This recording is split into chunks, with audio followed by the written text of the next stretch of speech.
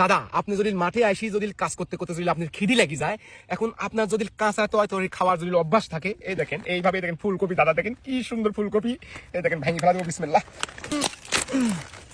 সেইভাবে ভেঙে ফেলা দিলাম, বুঝতে পারছেন? এই দেখেন ডাগুর, ঠিক আছে? আমার কথা হচ্ছে যে গরু যদি খেতে পারে আমি কি জন্য পারে বলে কথা বুঝেন, এটা ভালো করে ধুই নিব, বুঝতে পারছেন? সেইভাবে তো আমি দিয়া ব্যাস, বিসমিল্লাহ,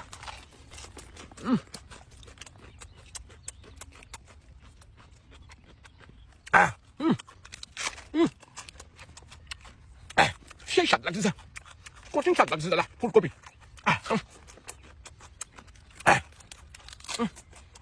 কি স্বাদের স্বাদ দাদা, গরু খেতে পারলে আমিও পারবো, বুঝতে পারছেন দাদা? আমার কাছে কোনো ব্যাপার না দাদা, বুঝতে পারছেন? সেই স্বাদ লাগছে আমার কাছে।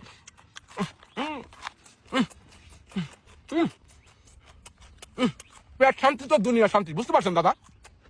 পেট ভরে থাকলে কোনো টেনশন নাই, পেটে খিদে লেগে থাকলে সেই টেনশন হয় দাদা, বুঝতে পারছেন?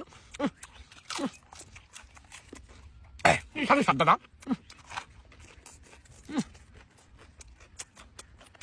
মাথা নষ্ট হয়ে যাচ্ছে, এক প্রসাদ হয়, এক প্রসাদ কি জন্য দাদা?